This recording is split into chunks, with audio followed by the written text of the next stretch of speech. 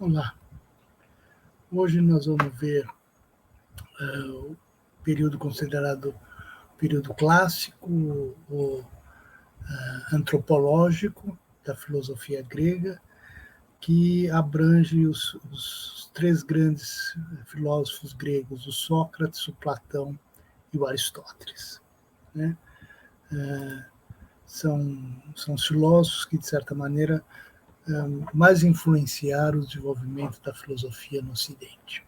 Né? Começando com Sócrates.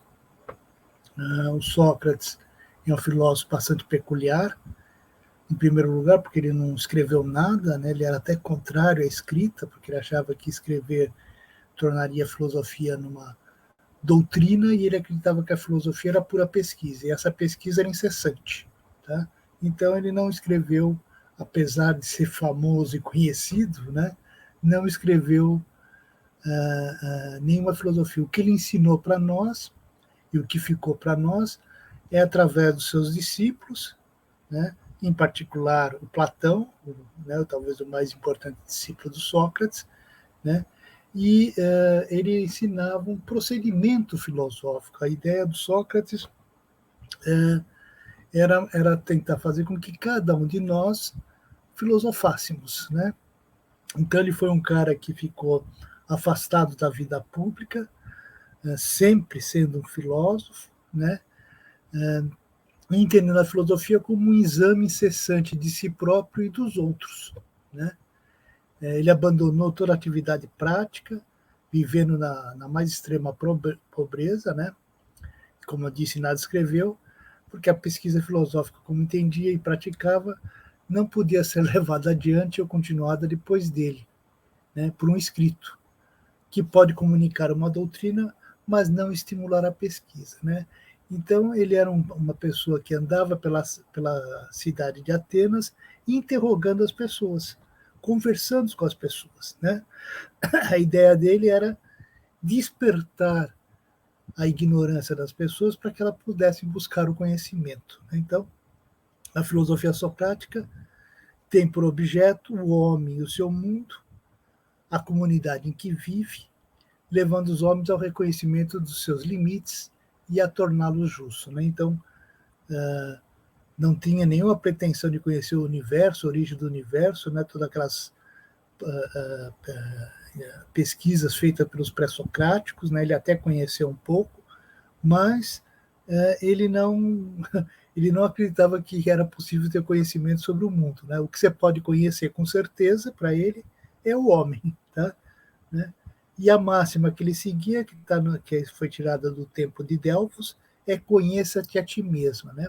A primeira condição do exame socrático é o reconhecimento da própria ignorância. Nenhum homem sabe, só é sábio quem sabe que nada sabe. Né? E não quem se ilude com o saber e ignora assim até a sua ignorância. Então, isso nós vamos ver, inclusive, na defesa de Sócrates, o primeiro texto que nós vamos examinar, né? Isso foi dado para ele, segundo a interpretação que ele faz, pelos próprios deuses. Né? A função dele é mostrar como as pessoas ignoram a sua ignorância e como eles pressupõem saber o que não sabem. Né? Esse é o grande problema. Né? Então, a função do Sócrates, inclusive, ele não enuncia nenhuma grande verdade, ele simplesmente mostra que as pessoas que se dizem portadoras da verdade, normalmente nem sabem do que estão falando. Né? E a função dele é exatamente revelar essa ignorância das pessoas. Né? Isso é que ele vai passar a sua vida interrogando. Porque a ideia dele é que você tem que tornar os homens melhores, bons. Tá? E a única forma do homem se tornar melhor é descobrir a ignorância que ele possui. Tá? Então, o meio de promover o reconhecimento da própria ignorância, segundo Sócrates, é através da ironia e da interrogação. Né? Ele criou uma metodologia chamada maiêutica, né? Que é a arte de parturiar ideias, né? Que são perguntas dirigidas a descobrir no homem a sua ignorância. Tá? Então, ele fala assim, eu ensino virtude. Aí ele fala, você ensina virtude? O que é virtude? E aí ele começa a interrogar, né, a pessoa, até que a pessoa se dá conta que ela não sabe do que ela está falando. Ela acha que sabe o que é coragem, mas quando ele começa a interrogar a pessoa sobre a coragem, ela não sabe direito o que é coragem, né? Então, e é essa a função dele, tá? Então ele não comunica nenhuma doutrina, não ensina nada em particular, tá? Apenas comunica o estímulo e o interesse pela pesquisa, né? A ideia dele é que as pessoas, cientes da sua ignorância, busquem a pesquisa. Nós vamos ver, e isso vai ser colocado na defesa de Sócrates, que normalmente as pessoas ficavam com raiva dele, né? Achavam que ele estava lá para destruir os sábios e os pensadores, né? E em vez das pessoas tomarem ciência da sua ignorância, ficavam levantando críticas e acusando Sócrates de ser de tornar ruins os argumentos bons, né? Uma das acusações que vão ser feitas contra ele, né? Então, o que ele faz através dessa interrogação, dessa pesquisa, né, dessa arte de partilhar ideias, ele procura definir os conceitos que as pessoas trabalham em suas discussões. Então, vamos falar da liberdade? Vamos. Então, primeiro me diga o que é liberdade, né? Você vai falar sobre a liberdade e você não sabe direito o que é liberdade, né? Você vai falar sobre a virtude, você não sabe direito o que é virtude. Você vai falar sobre ética, você não sabe o que significa ética, né? Essas são as questões que o Sócrates coloca, né? As pessoas aparentam ser sábias, né, de serem portadoras de conhecimento, e, na verdade, quando você começa a interrogar ela, você vai descobrir que a maior parte das pessoas não sabe do que estão falando, né? Isso vai se colocar fundamentalmente contra os sofistas, né? Os sofistas se consideravam professores de sabedoria e de virtude, tá? E o que o Sócrates tentava mostrar, e não era quem ele mais combatia, era mostrar que essas pessoas eram, na verdade, charlatãs, né? Elas não sabiam nem o que era virtude, tá? Nem o que era justo, né? E queriam ensinar e cobrar por esses ensinamentos, né? Então, a ideia que o Sócrates vai trazer é que todo homem tem que cuidar, tem que tentar se aperfeiçoar, se tornar melhor, né? Se tornar melhor significa diminuir a sua ignorância, tá? A sabedoria completa, para o Sócrates, não, é difícil de ser obtida, mas você pode ir eliminando as suas ignorâncias, descobrindo o que você não sabe, tá? Então, e a ideia dele é um certo cuidado de si, mas não é renunciar às vontades, né? Às inquietações, aos prazeres. É sentir tudo isso sem se deixar levar, tá? É controlar em vez de extinguir.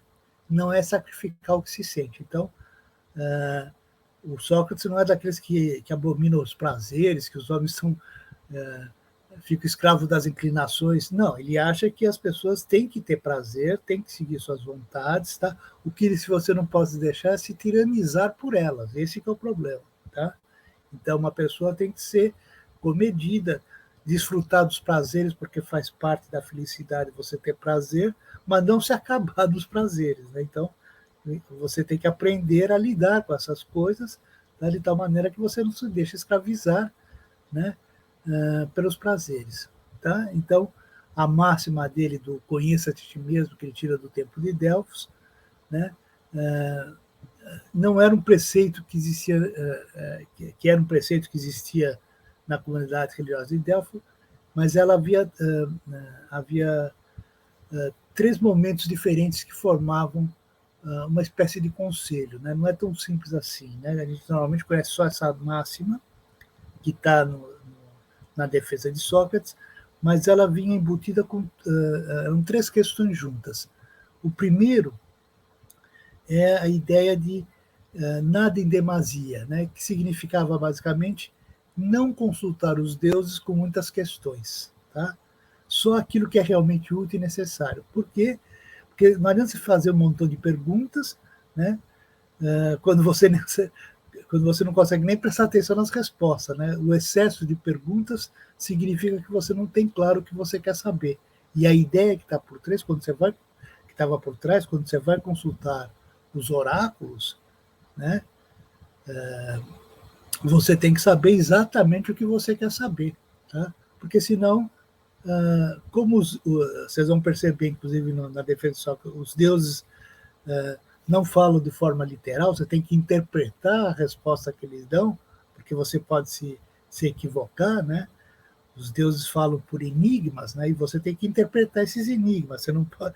Então, se você não tem claro, ou se você faz muitas perguntas, você acaba não sabendo o que os deuses estão querendo te dizer, tá?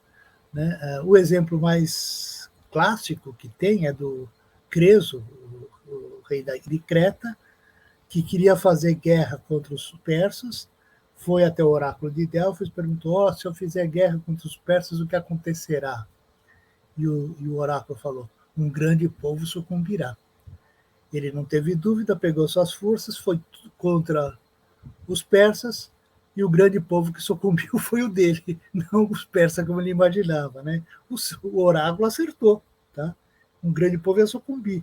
No caso, foi o dele. Agora, ele não percebeu que o oráculo não disse que ele ia vencer. Tá? Ele que colocou o sentido que o oráculo não tem. Por isso você tem que saber exatamente o que você está perguntando. Tá? E essa é uma pergunta,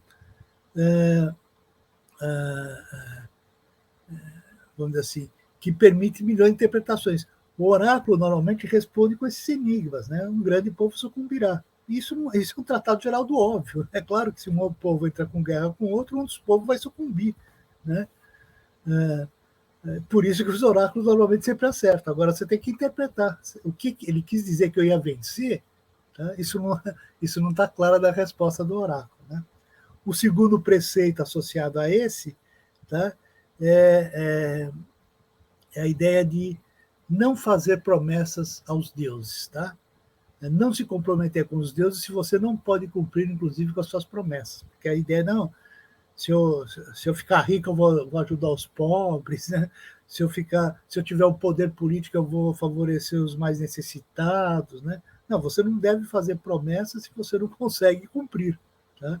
Então, você tem que ter um compromisso, tá, com o que você está pensando em realizar, né? E não simplesmente prometer para ver se consegue cair nas graças dos deuses, porque os deuses sabem que você só está prometendo da boca para fora. Você engana os homens, mas você não engana os deuses, né? Essa que é a ideia, né?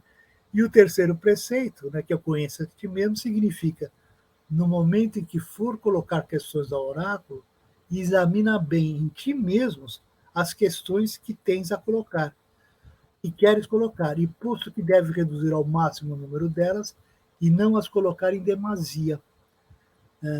Cuida de ver em ti mesmo o que tens precisão a saber. Então, faça uma pergunta absolutamente clara, né, que vocês esteja preocupado com aquela questão. Né? Por quê? Porque se você não tem clareza no que você está desejando um montão de coisas, quer que os deuses resolvam todos os problemas, os deuses não estão lá para resolver seus problemas, os deuses não estão lá para responder o seu excesso de perguntas. Né? Os deuses são ocupados. Né?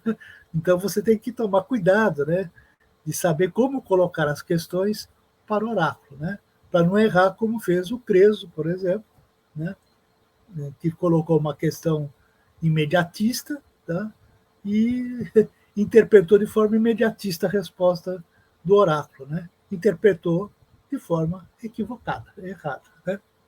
Essa é a ideia que está. E é o pressuposto do Sócrates. Sócrates sempre seguiu essa máxima. Portanto, que o objetivo dele interrogar as pessoas é fazer com que as pessoas se conheçam a si mesmas. Né? Esse é o objetivo. E para ele isso é uma missão divina. Vocês vão perceber no texto da defesa do Sócrates que nós vamos ver. Tá? Então, o que ele quer que as pessoas façam? Conheça seus limites, saiba do que você do que você pode fazer, saiba para que você serve, né? A sociedade precisa de N pessoas, né? Você pode querer ambicionar ser uma coisa que não é da sua natureza, por isso você precisa conhecer a ti mesmo, né? Para saber se você é dotado, né? Não, eu quero ser um grande jogador de futebol, mas você é uma perna de pau, né? Não vai ser um grande jogador de futebol, né? Então você tem que saber, inclusive, escolher o que você quer para a sua própria vida. Por isso que é a ideia do conheça-te a ti mesmo, né? E o Sócrates quer ajudar as pessoas a conhecerem a ti mesmo e faz isso através do interrogatório e do uso do que nós vamos ver nesse texto também, da ironia, né? Ele ironiza as coisas, né? Por quê? Porque a ironia é uma forma de despertar a sua ignorância, né? Se você falar diretamente para a pessoa, não, você é burro, coisas do gênero, isso só ofende a pessoa e a pessoa não percebe a burrice dela. A ideia do Sócrates é que você tem que, através de colocações inteligentes, né, fazer com que o cara perceba a burrice do que ele está pensando. Tá? Né? E isso se faz pela ironia, né, que faz parte dessa maiêutica socrática, dessa arte de interrogar as pessoas para que as pessoas descubram a sua ignorância. Né? E sábio é aquele que se sabe ignorância. Né? A máxima socrática é só sei que nada sei. Né? Então, por que ele fala isso? Porque ele fala assim, contrariamente aos outros que pressupõem saber o que não sabem, eu, pelo menos, não pressuponho saber o que eu não sei. Tá? Por isso que eu sei que não sei. Tá? Enquanto os outros não sabem que não sabem. Né? E essa é a vontade dele. Então, veja, o Sócrates é um filósofo que passa para a posteridade, tá? Pelos seus feitos, né? Não pelos seus escritos. Né?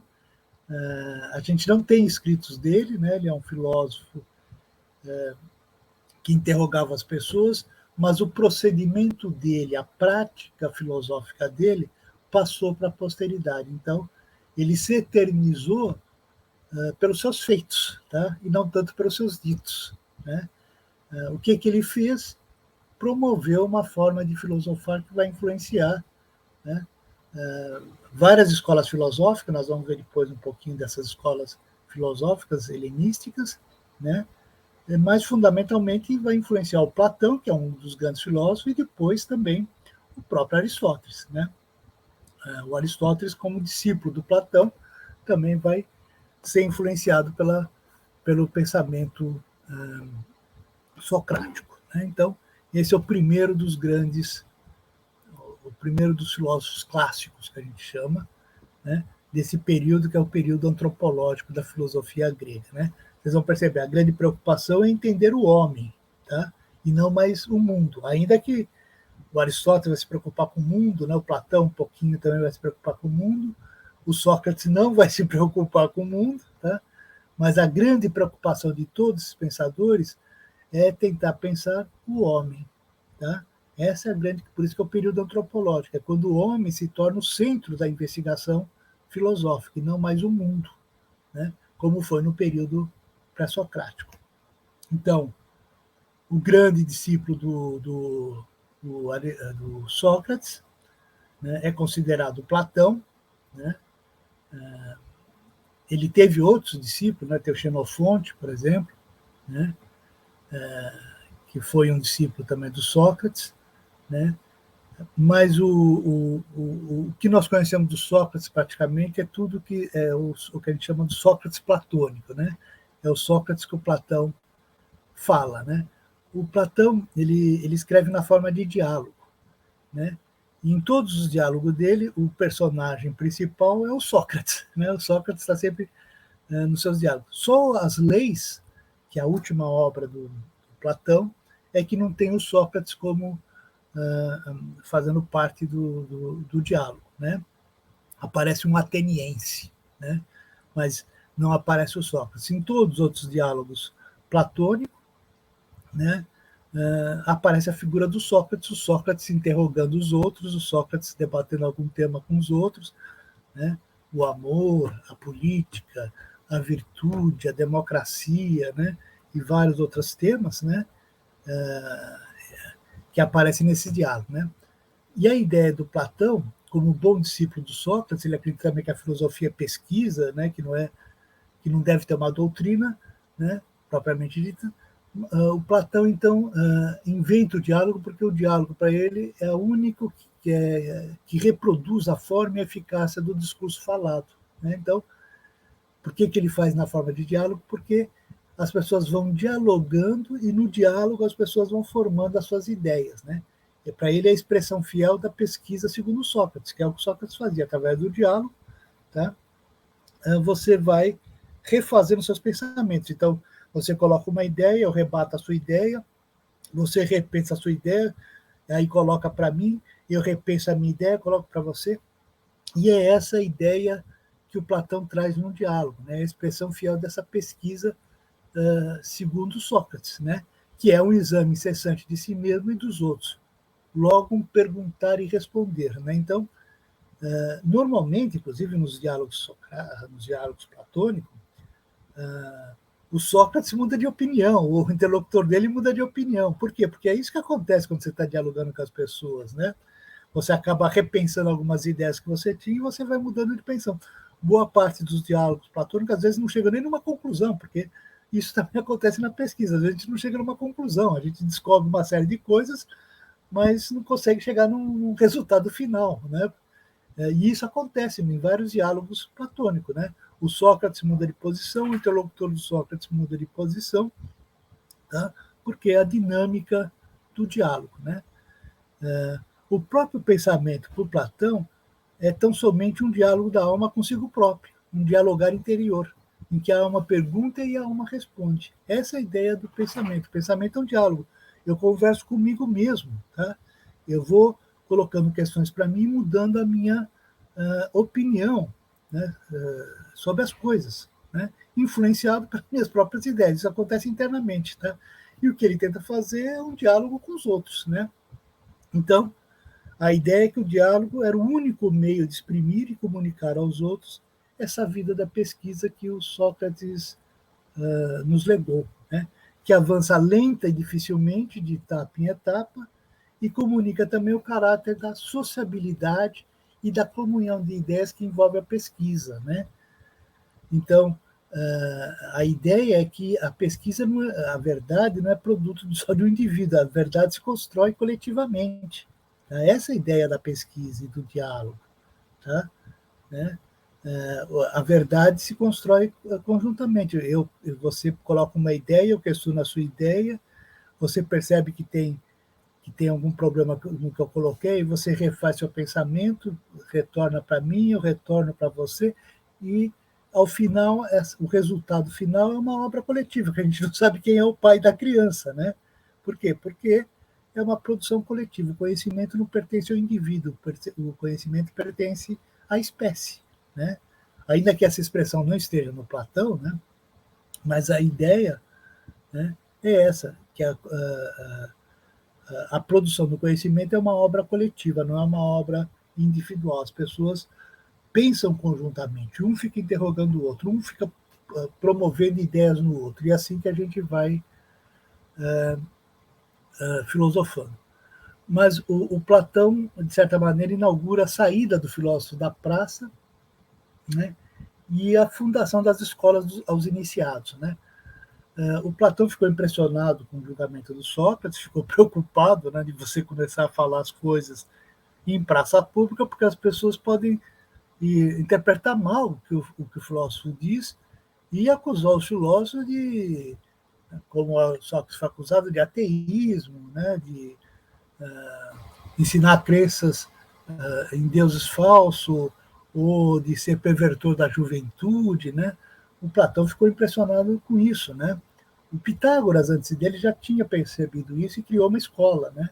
E o Platão, inspirado, inclusive, acho que na escola pitagórica, vai criar a primeira grande escola de filosofia que vai repercutir por vários anos, que vai ser a academia, né? Que é uma criação do Platão, né? É interessante até como a academia foi feita, porque o Platão, logo depois da morte do Sócrates, ele vai viajar pela Grécia, vai acabar indo parar em Siracusa e vai tentar convencer o tirano de Siracusa a seguir seus princípios filosóficos. A ideia que o Platão tinha é que seria mais fácil você fazer uma cidade perfeita se você conseguisse, através de um tirano, impor as boas práticas, né?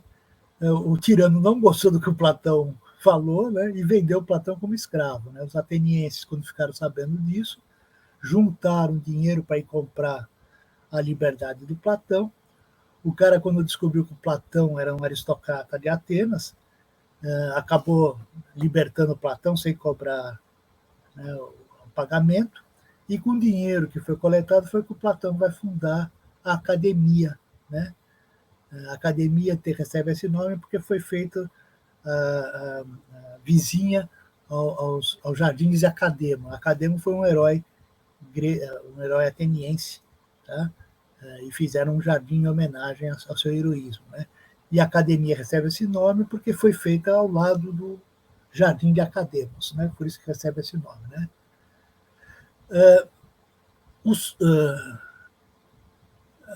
Como Sócrates, o Platão também tem a convicção de que a filosofia não é um sistema de doutrinas, mas essa pesquisa que repropõe incessantemente os problemas para deles tirar o significado e a realidade da vida humana. Tá? A filosofia é o uso do saber para a utilidade do homem. A função da filosofia é tornar os homens melhores, a vida mais fácil, tá?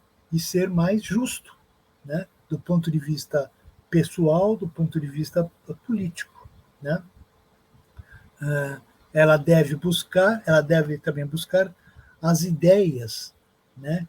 Que são objeto específico do conhecimento racional, segundo o Platão, né? Que são as causas das coisas naturais. A função da filosofia é sair do nível das aparências imediatas, visíveis e sensíveis, e caminhar para o inteligível e o invisível. Tá? Né? A ideia do Platão é que a filosofia é uma vida em vigília. Né? E a ideia que Platão tem é que todas as coisas que nós vemos no mundo natural são cópias das coisas perfeitas que existem no mundo ideal. Né? O Platão inaugura o idealismo. Né? Então, quando a gente vê uma árvore, essa árvore é uma cópia imperfeita da ideia perfeita da árvore. Né? Quando nós vemos uma cadeira, a cadeira é uma forma imperfeita da ideia perfeita da cadeira. Né? E a função do filósofo é buscar essas ideias perfeitas, né? Da onde todas as coisas visíveis, né, são cópias imperfeitas, tá, dessas coisas ideais. Tá? É essa a função do filósofo, descobrir o que está por trás das aparências. Né? Por quê? Porque a nossa sensibilidade mostra só parte da realidade. A essência das coisas não é perceptível pela nossa sensibilidade. Para perceber a essência das coisas, eu preciso da racionalidade, dos olhos da razão. Esses sim me mostram como o mundo é. Tá? Né? E o mundo que nós vemos são cópias imperfeitas das coisas perfeitas que existem nesse mundo da ideia. Então, a ideia, para o Platão, é a forma única de um múltiplo, né, que aparece enquanto tal, tá? E que a gente tem que abranger esse múltiplo com um golpe da vista intelectual. Né? Então, eu vejo uma cadeira, né? Essa cadeira tem várias possibilidades, tem cadeira com 2 pernas, tem cadeira com 3 pernas, cadeira com 4 pernas, né? Mas a ideia, o que o Platão está querendo dizer para nós é que existe uma ideia da cadeira que é perfeita. Tá? E quando você conhece essa ideia perfeita da cadeira, você sabe exatamente como é a cadeira. Né? Então, essa é, vamos dizer assim, a metafísica do Platão, né? Um mundo ideal, um mundo de ideias, né? E a nossa racionalidade tem que buscar essas ideias perfeitas, tá? Né? Da qual nós só temos contato através da nossa sensibilidade com as coisas imperfeitas, tá? E ele vai inaugurar ou vai retomar uma ideia que está no Heráclito, né? Ele pega o conceito de dialética, só que ele vai transformar a dialética numa arte do diálogo, né? Como se fosse uma operação cognitiva. Né? É o processo próprio da investigação racional, que dá rigor e precisão à investigação. Tá? Então, a dialética é uma forma de dialogar, né? Mas visando o conhecimento, tá? Visando a verdade do mundo. Tá? E vai ter 2 momentos nessa dialética. Né? Num primeiro momento, consiste em reduzir a uma única ideia as coisas dispersas e em definir a ideia de modo a torná-la comunicável. Então, a pessoa pergunta o que é virtude, aí a pessoa dá vários exemplos de virtude, né? a fortaleza, né, a coragem, a honestidade. Isso são formas de virtude, mas não é a virtude propriamente dita, né? Para você entender o que é a virtude, você precisa chegar na ideia da virtude propriamente dita, onde essas diversas virtudes, tá, fazem parte, mas não é propriamente a virtude em si. Tá? E é isso que a dialética, no primeiro momento, consiste em reduzir a uma única ideia essas coisas que estão dispersas. Né? Coragem, justiça, honestidade, né? Tudo isso são formas de virtude, mas não é propriamente a virtude. E o segundo ponto a segunda parte dessa dialética é na divisão novamente das ideias nas suas espécies segundo as articulações naturais. Então, tentar descobrir a síntese que está por trás das coisas que estão, de certa maneira, repartidas em vários conceitos, em várias ideias distintas. Tá? Então, a ciência incide apenas sobre aquilo que é estável e constante. Né? Então, esse é o primeiro limite da ciência para o Platão. Você não pode fazer ciência sobre tudo, tá? Sobre o inconstante, apenas é possível conhecimento provável. Né? Então, se vai chover ou não vai chover, isso é uma coisa que não é constante. Então, não dá para fazer uma ciência, né, sobre. Né, você pode fazer uma probabilidade de que vai chover ou não vai chover, mas isso não é um conhecimento perfeito, não é um conhecimento exato, é um conhecimento provável. Tá? Né? E a ideia dele é que esse dialogar da alma consigo mesma, né, e com as outras almas, que é a pesquisa no sentido forte que o Platão dá, né, é a ideia de que você tem que buscar a definição e a imagem das coisas da qual você está discutindo. Então, vamos primeiro descobrir exatamente do que nós estamos falando. Se eu estou falando de virtude, eu preciso saber claramente o que é virtude ou que tipo de virtude que eu estou tentando discutir. Né? E aí sim, a partir desse momento é que eu vou conseguir, de certa maneira, chegar à verdade, às ideias daquele conceito do qual eu estou falando. Né? E depois de fazer essa limpeza conceitual, a gente volta a conferir a palavra um novo significado, tá? E corrigir a definição, tá? Para tentar tornar ela mais precisa. Né? Esse é o trabalho dessa dialética platônica. Né? Então, o Platão inclusive dos filósofos antigos, é o primeiro que vai sobrar grande parte da obra dele. Né? Os diálogos platônicos são bastante interessantes, né? Quase todos sobreviveram aos tempos, né? Apesar dos pesares, né? Ter sido perseguido, inclusive, pelos cristãos em alguns momentos, as ideias do Platão sempre foram muito atrativas. Né? As pessoas gostavam do Platão, até hoje gostam. Todo mundo que lê o Platão, tem a oportunidade de ler o Platão, fica encantada, né? Com a sua linguagem, né? Com os seus diálogos, né? Com as ideias que estão por trás. Né? Então, Platão, apesar dos pesares, nunca foi colocado num índice, né? Nunca foi excluído do pensamento. Né? Mesmo na igreja se preservava os textos do Platão, se lia os textos do Platão, tá? E ninguém considerava uma pessoa que era um pervertor da juventude ou qualquer coisa do gênero. Né? As pessoas normalmente gostavam das ideias dele. Tanto que é um dos autores antigos, um dos que mais sobrou a obra. Né?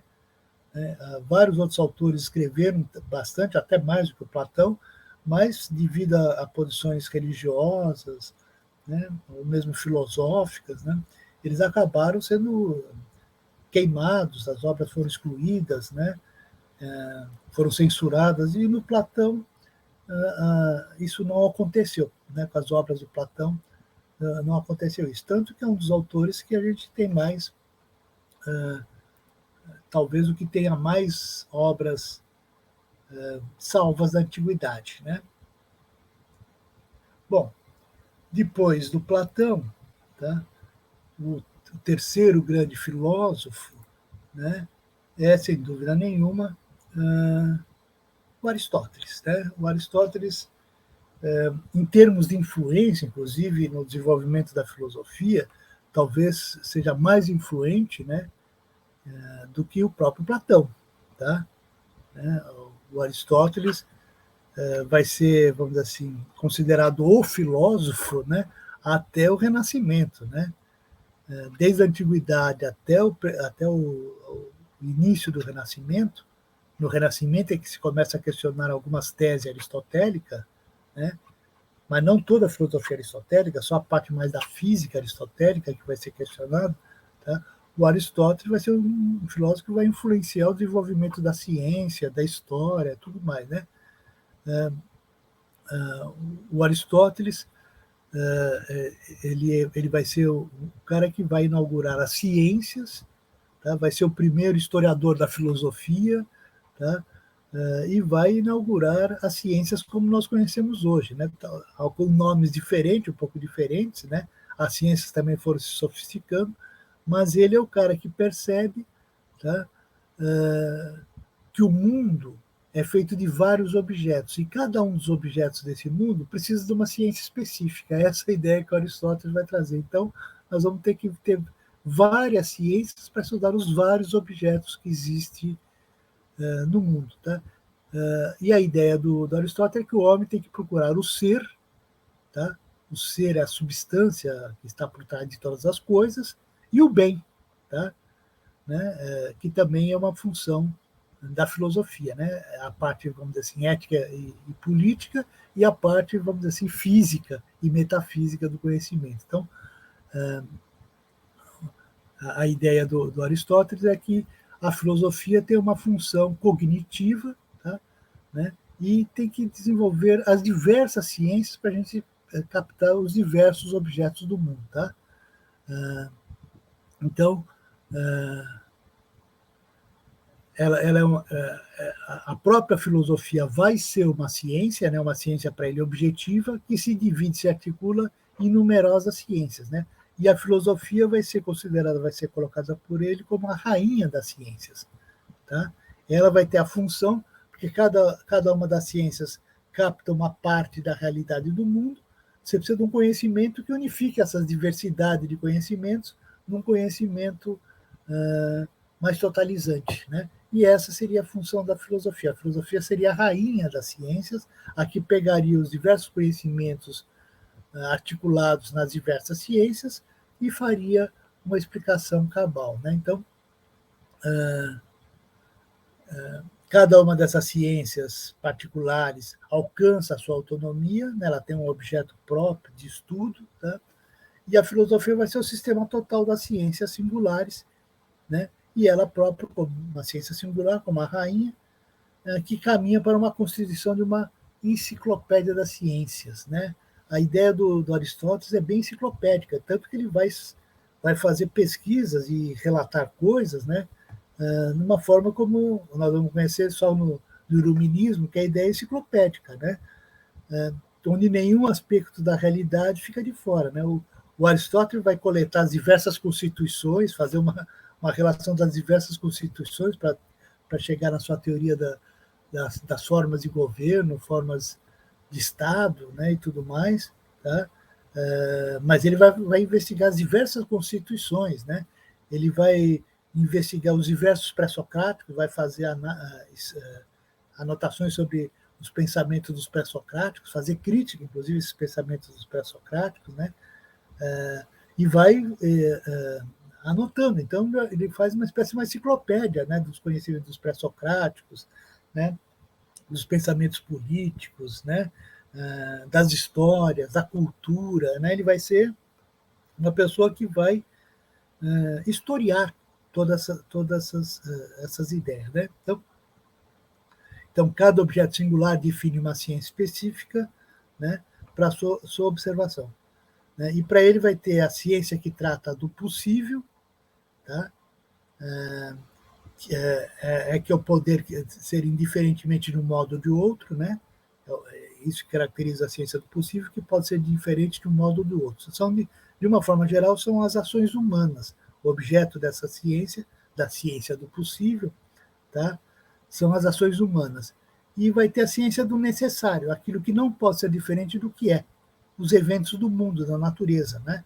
As leis humanas são convencionais, as leis físicas são descritivas da realidade. Então, né, são dois tipos de ciência diferentes. Então, a ciência do possível, que é a ação e a produção humanas, ele vai chamar de ciência prática, né, ou normativa.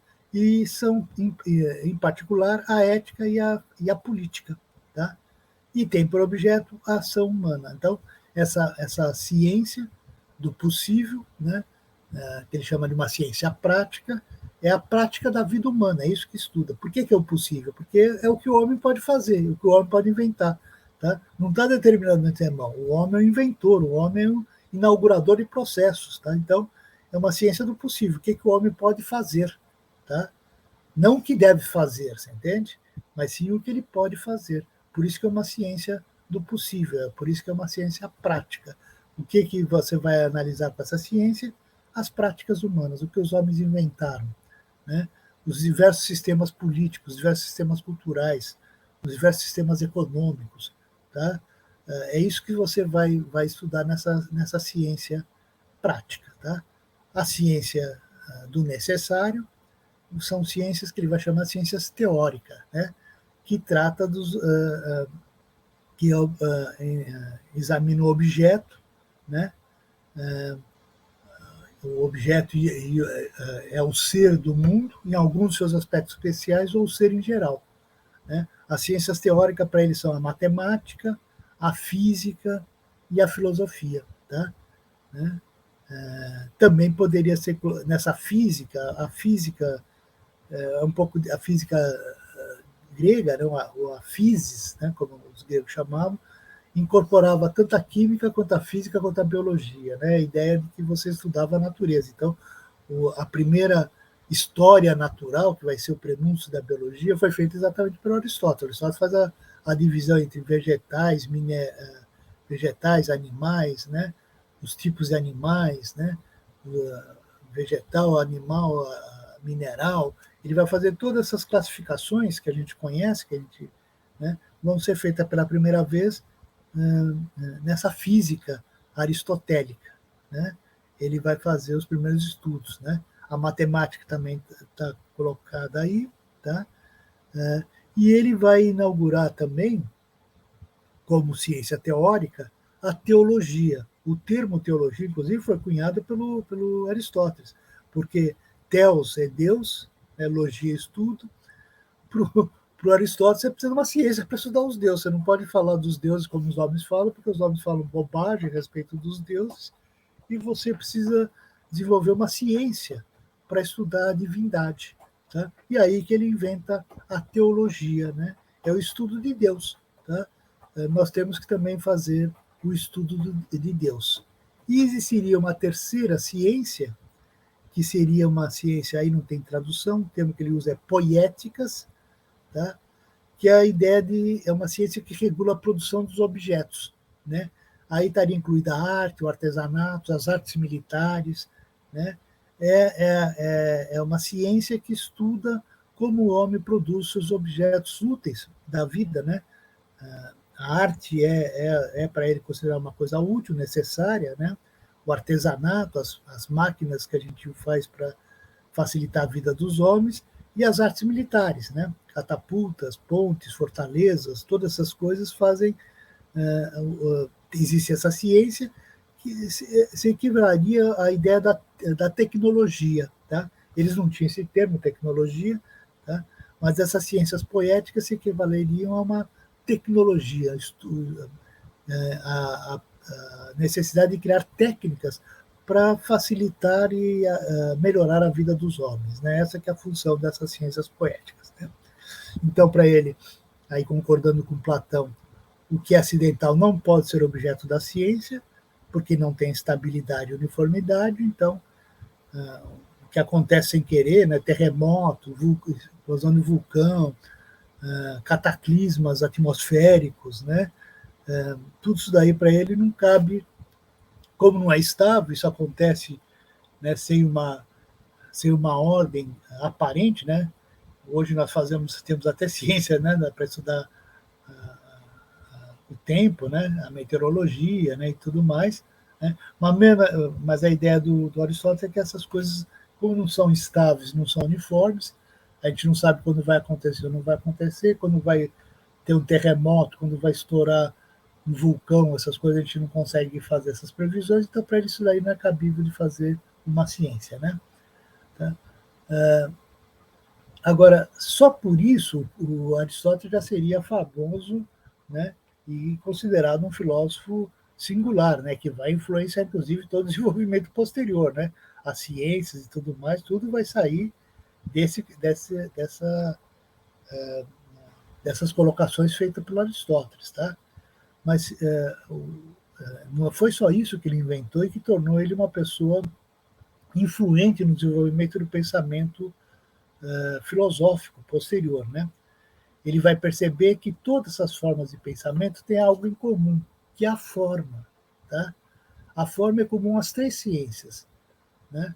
A natureza do seu procedimento é lógica, ou o termo lógico não foi ele que cunhou, o termo lógico vai vir com os estoicos, ele vai chamar de analítica, né? Então, o que está por trás da forma dos pensamentos é uma análise, uma analítica, né? Que busca a legitimidade da abstração e o fundamento da verdade de todo conhecimento intelectual. Então, o que o Aristóteles percebeu? Que além da parte do conteúdo do conhecimento, existe uma parte formal da gente pensar. Tá? E há formas de pensamentos que são consistentes e há formas de pensamentos que não são consistentes. Tá? O pensamento consistente para ele é buscar uma forma de silogismo, de um silogismo válido, porque tem silogismos que são inválidos, tá? E é um discurso em que a ideia é que um discurso em que postas tais coisas, outras derivam delas necessariamente. É uma dedução necessária. Né? Então, ele é o inventor também da lógica, né? Que ele chamou de analítica, né? Depois que vai ser conhecido como lógica, tá? Que é o estudo das inferências válidas do raciocínio. Tá? Vários tipos de raciocínio são inválidos. A gente está raciocinando sobre coisas, mas de forma incorreta, tá? Né? E tira uma série de conclusões precipitadas, tá? Faz generalizações apressadas,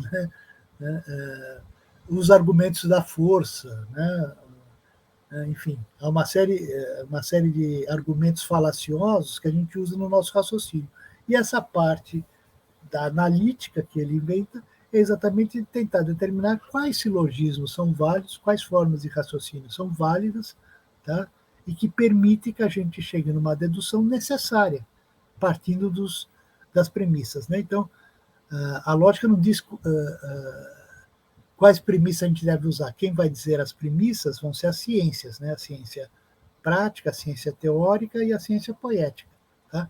Mas a lógica vai dizer, a partir das premissas, se a conclusão que você chegou parte de fato da premissa ou você está forçando uma conclusão que não está contida nas premissas. Né? E é isso que toda essa parte que o Aristóteles inventou que vai ser conhecida como lógica. Né? Uma parte importante, né? E se ele não tivesse feito todos os outros, por esse ele ficaria conhecido também para a eternidade, porque a lógica vai ser um pensamento que vai influenciar bastante o pensamento desde a antiguidade. Tá? Tirando Roma não vai gostar muito do Aristóteles. Né? O Aristóteles vai ser pouco visto em Roma. Tá? Os romanos gostaram mais da parte da ética e da filosofia política, mas eles seguiram mais as escolas helenísticas, que nós vamos ver mais para frente, tá? Algumas escolas, não todas, mas nós vamos ver algumas escolas, tá? Mas a parte mais dessas ciências teóricas, né, não encantaram muitos romanos, tá? E nem a lógica foi uma coisa também que encantou muitos romanos. Mas depois, na escolástica, a filosofia aristotélica vai encantar quase todos os pensadores. Né? Então, o que o Aristóteles coloca para nós, que a nossa função é tentar entender a substância, né, que é o ser por excelência, né, e que é objeto de investigação. É o que está por trás das coisas, né? Qual é a substância, do que é feita as coisas, né? Hoje não existe, a gente usa mais esse termo, a gente chama de matéria, né? Mas a ideia do Aristóteles era uma substância, existe um ser que está por trás de tudo, e nós temos que descobrir quais são esses seres que está por trás das coisas, né? Cada coisa tem um ser diferente, e a função nossa é tentar descobrir esse ser, tá? E, e para ele a substância é a causa primeira, tá? E o ser próprio de toda a realidade, tá? Né? E o que nós temos que tentar buscar são as causas das coisas, né? Então, o que Aristóteles coloca para nós é que existem 4 causas, né? Então, essa filosofia como teoria da substância compete não só a tarefa de considerar a natureza da substância, né, o que está por trás de tudo, as suas determinações fundamentais e a sua função no devir, porque para Aristóteles as coisas têm uma função, né? Uma função que ele vai chamar, nós vamos ver daqui a pouco, a causa final, né? A teleologia, né? Teleo de fins, logia estudo, né? Então, a natureza faz as coisas segundo um fim, isso que é a ideia que o Aristóteles coloca, né? E ele vai falar para nós que nós temos que buscar as 4 causas, né? Que estabelece como as coisas são, né?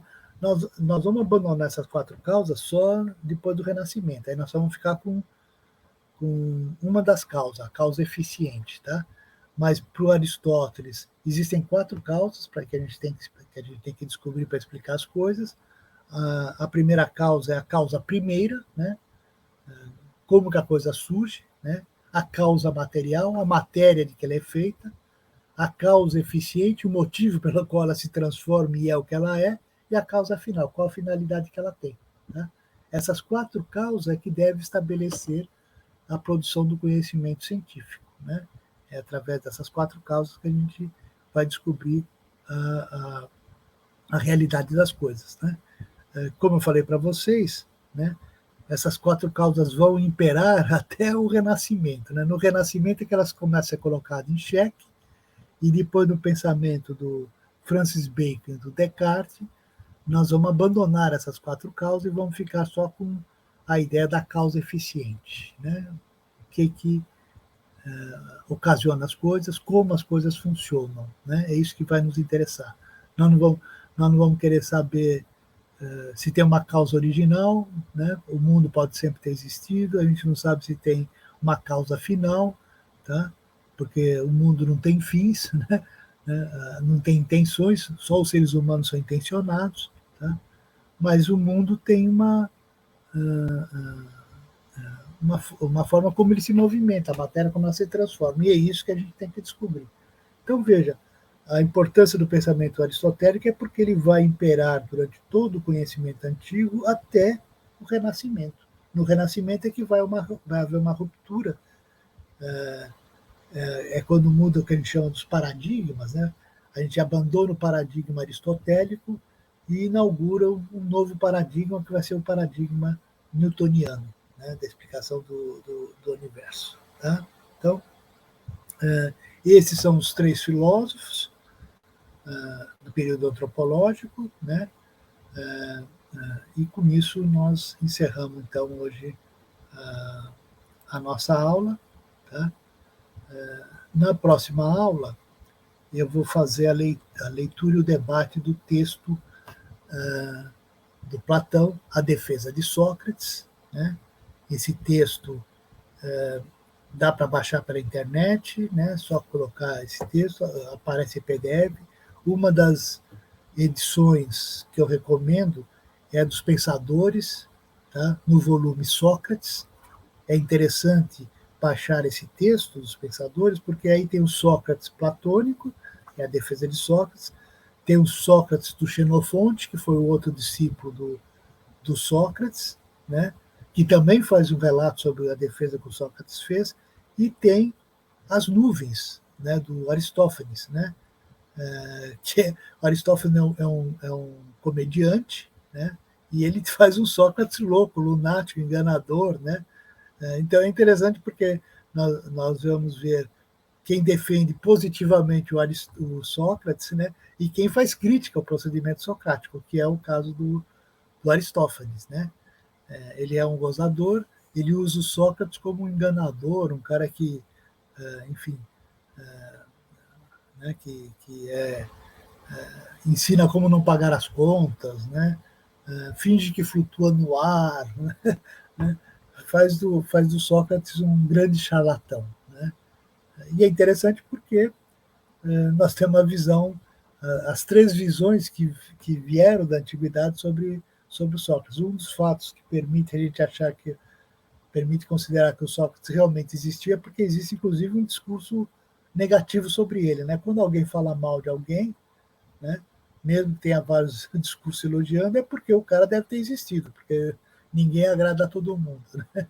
E parece que o Sócrates não agradava o Aristófanes, tá bom?